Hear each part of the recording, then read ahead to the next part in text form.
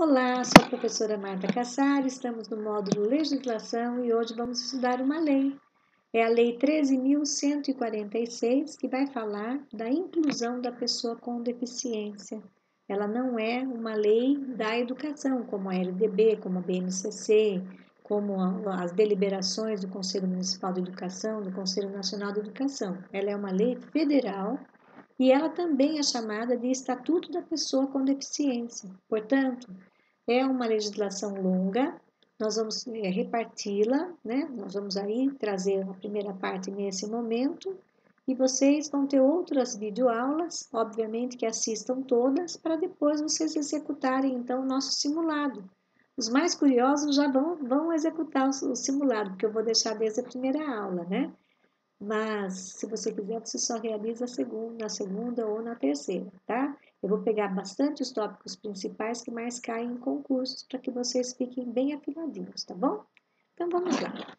Essa lei, portanto, ela vai incluir a pessoa com deficiência, que é a terminologia que nós usamos hoje. Já foram usadas várias terminologias, né? Portador de deficiência, mas hoje é pessoa com deficiência, tá? Então tem pessoa sem deficiência e pessoa com deficiência. É delas que nós vamos falar, tá? Então vamos ver o que é, para quem e como é esse estatuto da pessoa com deficiência. Vamos lá, o artigo 1º vai nos dizer que é instituída a Lei Brasileira da Inclusão da Pessoa com Deficiência, que vai ser chamado daqui para frente Estatuto da Pessoa com Deficiência. Para que ela existe? Ela é destinada a assegurar e a promover, como em condições de igualdade, o quê? O exercício dos direitos e das liberdades fundamentais para quem? Por pessoa com deficiência, visando a sua inclusão social e cidadania. Então, o objetivo dessa legislação é a inclusão social e a cidadania da pessoa com deficiência, ok? Vocês estão lembrados que é importante que uma lei se apoie na Constituição Federal?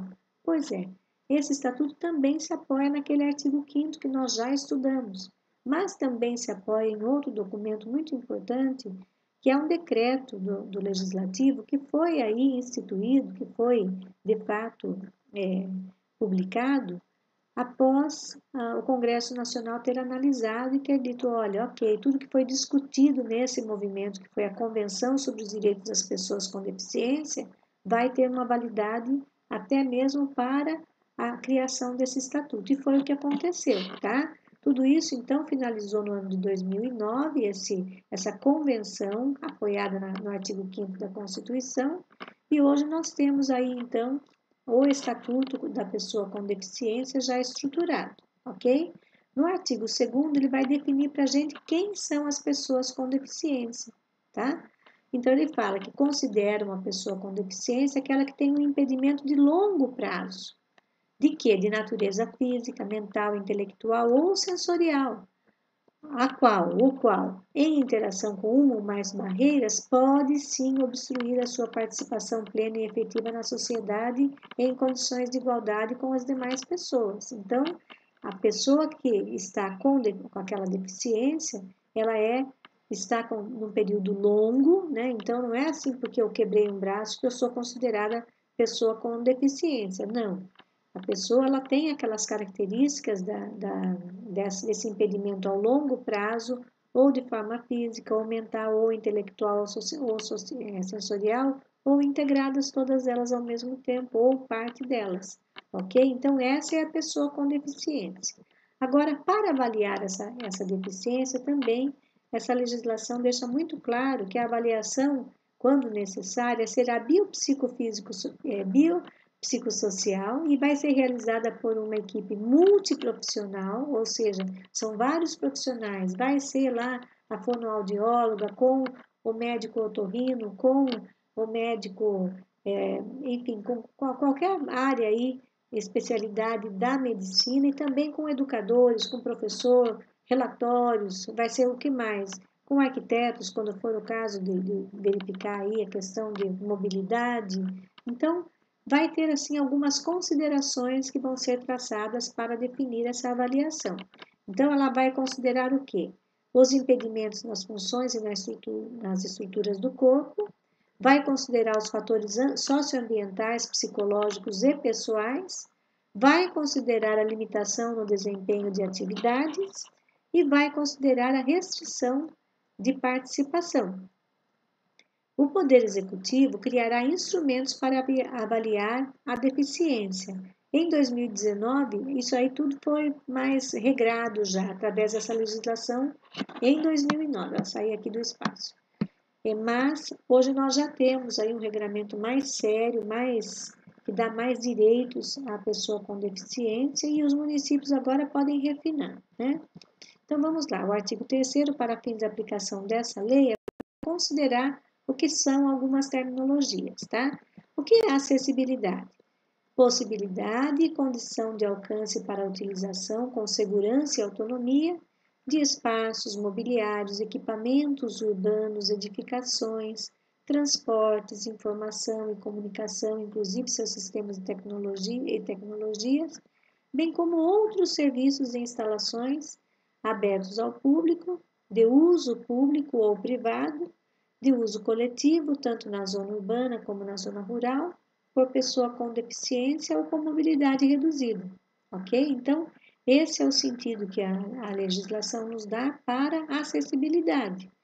Equipamentos urbanos, eles são aqueles, por exemplo, a escola é um equipamento urbano, a creche é um equipamento urbano, uma UPH, uma UPA é um equipamento urbano, uma praça é um equipamento urbano. As edificações são os prédios. Transportes também, com relação à acessibilidade, nós trabalhamos o tempo inteiro com cadeirantes, então esses transportes têm que prever essa questão de dificuldade para não se tornar uma barreira no ir e vir da pessoa com deficiência. A segunda terminologia é o desenho universal. Todas as vezes que se for conceber um produto, ambientes, programas e serviços a serem usados por todas as pessoas, sem necessidade de adaptação ou de projeto específico, incluindo os recursos de tecnologia assistiva. Marta, o que é a tecnologia assistiva? São as funcionalidades que a pessoa vai poder ter aqui, nesse caso, que esse desenho desse objeto, desse produto, desse ambiente que vai ser elaborado ali, ou de programas e serviços, já seja pensado, desenhado para todos, ou seja, para aquelas pessoas que vão ter dificuldade na visão, na audição, na mobilidade, enfim, que seja então esse desenho, que esses equipamentos, esses espaços, esses produtos não precisem ser adaptados depois, mas que já nasçam com essa proposta de ser para todos, né? E no inciso 3º, nós vamos ver tecnologia assistiva ou ajuda técnica do quê? De produtos e equipamentos. Gente, é tudo que torna mais funcional, tudo isso, tá? Funcional. Funcional significa para todos. As pessoas todas com deficiência vão ter que usar esses produtos, esses equipamentos, esses dispositivos, esses recursos, metodologias, estratégias, práticas e serviços que objetivem promover essa funcionalidade, como eu disse, relacionada à atividade e à participação da pessoa com deficiência ou com mobilidade reduzida, visando o quê? Sua autonomia, sua independência, sua qualidade de vida e sua inclusão social. Então, tudo que se criar tem que ter já essa funcionalidade para que esse cidadão, cidadã com deficiência tenha qualidade de vida, seja independente, não dependa de alguém para poder fazer algo, que ele possa fazer apenas ele sozinho, ela sozinha, e ter aí sua vida completamente normal e independente. Daí ele define barreiras.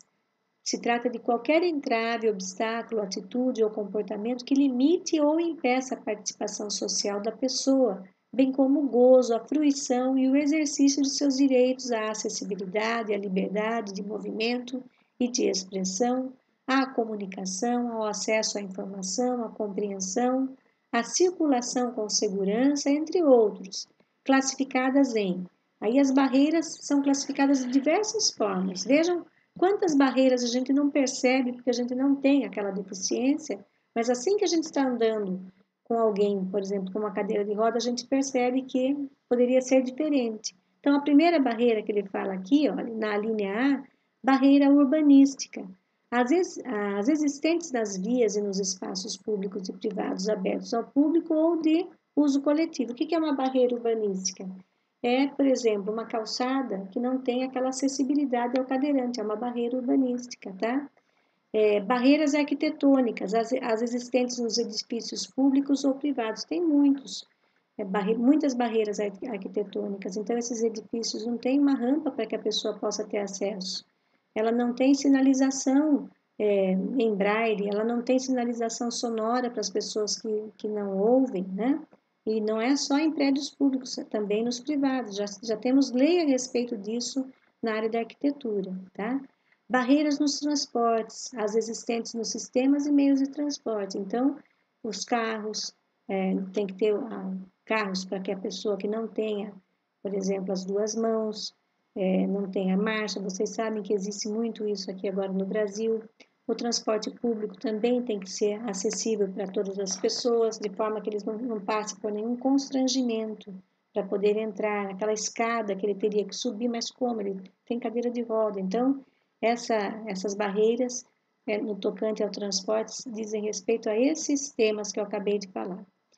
A linha D, barreiras nas comunicações e na informação. Qualquer entrave, obstáculo, atitude ou comportamento que dificulte ou impossibilite a expressão e o recebimento de mensagens de informações por intermédio de sistema de comunicação e de tecnologia, ou seja, não pode ter barreira, as pessoas não podem se sentir excluídas, né? Então, por exemplo, uma notícia de jornal, a ideia é que tenha também essa tradução em braille, tradução em libras, para que as pessoas possam ter essa facilidade. Quando você entra num prédio público, as informações de onde estão, por exemplo, num shopping que não é público, ou mesmo num prédio público, informações, naquele local de informações, ter a leitura em braille, ter a sinalização para a pessoa cega se dirigir até aquele local ou aquele andar que ele pretende, ter essa acessibilidade por elevador, por rampa, tá? Então, vamos prosseguir aqui. A linha E, barreiras atitudinais, atitudes e comportamentos que impeçam ou prejudiquem a participação social das pessoas com deficiência em igualdade de condições e oportunidades. O que é? São atitudes que nós tomamos, por exemplo, estacionar o carro na frente daquela rampa de acesso da calçada. É uma atitude completamente errada que gera um impedimento. Estacionar o carro na vaga para a pessoa portadora daquele tipo de deficiência, ou seja, da pessoa com deficiência. Isso aí é uma barreira de atitude, atitudinal, tá? Barreiras tecnológicas, as que dificultam ou impedem o acesso da pessoa com deficiência às tecnologias. Então, como é que eu vou entender esses celulares com a tela plana? Como é que ele vai entender que ali existe espaços para essa digitação se ele é cego? Então, que a gente elimine esse tipo de barreira tecnológica. Vocês, enquanto eu falo, quantas barreiras a gente acaba promovendo, né? Estacionar em calçada, impedindo que as pessoas que são cegas possam seguir aquela sinalização que já existe na calçada horizontal, etc. Tá? Aqui, no inciso 5º, comunicação. Vai falar sobre a forma de interação dos cidadãos que abrange, entre outras opções, as línguas, inclusive a língua brasileira de sinais, que a gente chama de Libras. Não sei se você sabe, né? Estava conversando outro dia com uma criança e eu falei, você sabe o que são libras? Daí ela falou, é um dinheiro. Eu falei, não, não é um dinheiro, é um dinheiro também. Mas aqui, libras, a gente trata como a língua brasileira dos sinais, é aquela que a gente faz os gestos, né?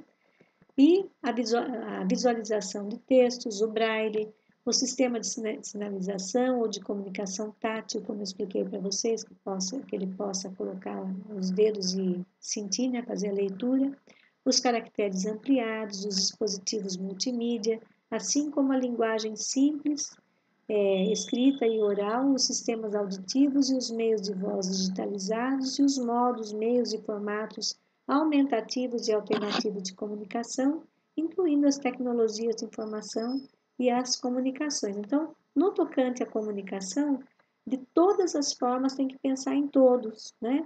E a gente sabe que no Brasil não tem sido assim, não se pensa em todos nesse momento ainda. Mas vamos entender que a legislação é nova e que nós vamos chegar lá, né? Com as ações do poder público aí, nós vamos ter. No nosso inciso 6º, nós vamos ter as adaptações razoáveis. adaptações, modificações e ajustes necessários e adequados que não acarretem ônus desproporcional e indevido quando requeridos em cada caso, a fim de assegurar que a pessoa com deficiência possa gozar ou exercer, em igualdade de condições e oportunidades com as demais pessoas, todos os direitos e liberdades fundamentais. Guardem bem essa frase, porque ela vai ser repetida várias vezes, né? É a finalidade desse estatuto, né? Que as pessoas tenham igualdade de condições e oportunidades com as demais pessoas, gozando de todos os seus direitos e liberdades fundamentais. Então, aqui, quando ele vai falar de adaptações razoáveis, é tudo que nós já temos e que tem necessidade dessas modificações, desses ajustes. Numa escola tem? Tem. Né? Todas as épocas de eleição, por exemplo, o juiz eleitoral requisita das escolas que façam as devidas adaptações, as adaptações razoáveis para aquele eleitor que é cadeirante, que é surdo, que é cego, ele possa então exercer esse direito, essa liberdade, esse direito garantido por lei dele do voto. Então, nesse sentido, são essas adaptações razoáveis. Inciso 7º, elemento de urbanização. O que significa?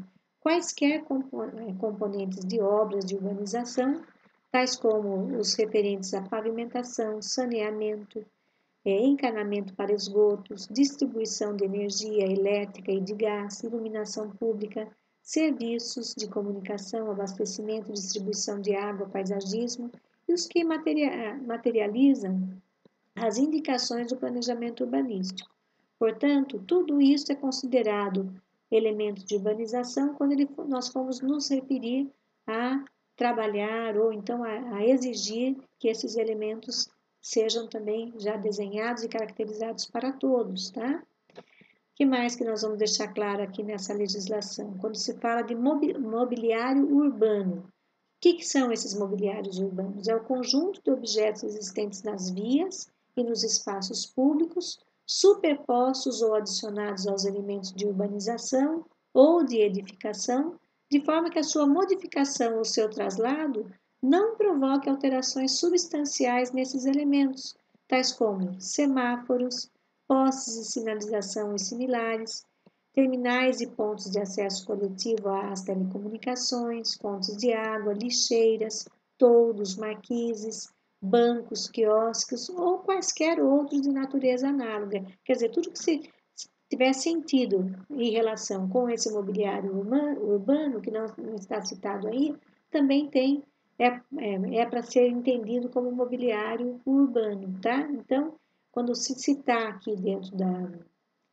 do Estatuto da Pessoa com Deficiência Mobiliário Urbano, estaremos falando, nos reportando a todos esses e suas similaridades, tá? No inciso 9, nós vamos ver que a pessoa com mobilidade reduzida é definida como aquela que tenha, por qualquer motivo, dificuldade de movimentação, permanente ou temporária, gerando redução efetiva de mobilidade, da flexibilidade, da coordenação motora ou da percepção, incluindo aqui o idoso, a gestante, lactante, pessoa com criança de colo e obeso. Então, quando o documento citar pessoa com mobilidade reduzida, esses cidadãos aqui, idoso, gestante, lactante, pessoa com criança no colo e obeso, estarão incluídos, ok? No inciso 10, nós vamos ver que residências inclusivas significa que são unidades de oferta de serviço de acolhimento do sistema único social, que daqui para frente a gente vai falar SUAS, tá? Nós vamos citar várias vezes esses SUAS. O que é esse SUAS? Às vezes eu ponho um lembrete para vocês poderem lembrar durante o documento. É um serviço de acolhimento ao sistema único de assistência social existente no território nacional, localizado em áreas residenciais da comunidade, com estruturas adequadas, que possam contar com apoio psicossocial para atendimento das necessidades da pessoa acolhida, destinada a jovens e adultos com deficiência em situação de dependência que não dispõem de condições de autossustentabilidade e com vínculos familiares fragilizados ou rompidos, ou seja, essas residências atendem pessoas que não têm ou têm frágeis vínculos familiares, né? distantes às vezes, e eles não conseguem se sustentar, se manter, se dirigir sua vida sozinhos, eles precisam de apoio. Então, essas residências inclusivas são aí ofertadas pelo SUAS, como eu falei, tá? No inciso 11, nós vamos ver que moradia para a vida independente da pessoa com deficiência é considerada moradia com estruturas adequadas, capazes de proporcionar serviços de apoio coletivos ou individualizados, que respeitem e ampliem o grau de autonomia dos jovens e dos adultos com deficiência, tá? Por que aqui não falou do idoso? O idoso tem seu estatuto próprio, mas ele também está inserido aqui se ele é uma pessoa com deficiência, ok? Não se confunda. No inciso 12, nós vamos ver que o termo atendente pessoal é a pessoa, membro ou não da família, que com ou sem remuneração assiste ou presta cuidados básicos e essenciais à pessoa com deficiência no exercício de suas atividades diárias, excluídas as técnicas e procedimentos identificados com profissões legalmente estabelecidas, ou seja, posso ser eu, posso ser você, mas não sendo um enfermeiro, um cuidador, que já são profissões estabelecidas. Esse atendente é uma pessoa que pode ser membro ou não da família e que está cuidando dessa pessoa com deficiência, tá? O termo o inciso 13 eu coloquei em azul para ficar claro, porque vocês vão conviver com eles na escola, tá? É o profissional de apoio escolar. É uma pessoa que exerce atividades de alimentação, de higiene, de locomoção do estudante com deficiência e atua em todas as atividades escolares nas quais se fizer necessária, em todos os níveis e modalidades de ensino, ou seja, desde a educação básica, educação infantil, ensino fundamental, ensino médio, vai atuar também em todas as modalidades, vai atuar no EJA, na educação dos jovens e adultos, como eu acabei de dizer, no ensino profissionalizante, enfim, essa pessoa pode atuar de forma integral aqui para ajudar essa pessoa com deficiência na alimentação, na higiene, na locomoção e em todas as atividades escolares, tá? Isso a lei que está garantindo aqui. Excluídas as técnicas ou procedimentos identificados como profissão. Então, não pode ser um enfermeiro, no caso, ok? É aquela pessoa de apoio. Mas pode ser exigido que seja um enfermeiro na escola? Muitas vezes o juiz tem definido que é para um enfermeiro acompanhar. E aí, sim, o poder público faz de fato. E o inciso número 14 vai dizer que acompanhante é aquele que acompanha a pessoa com deficiência, podendo ou não desempenhar as funções de atendente pessoal, ok? Então, essa é a primeira parte da nossa videoaula e vocês vão agora ficar atentos à segunda parte para não ficar tão cansativo a vocês, tá bom? Tchau!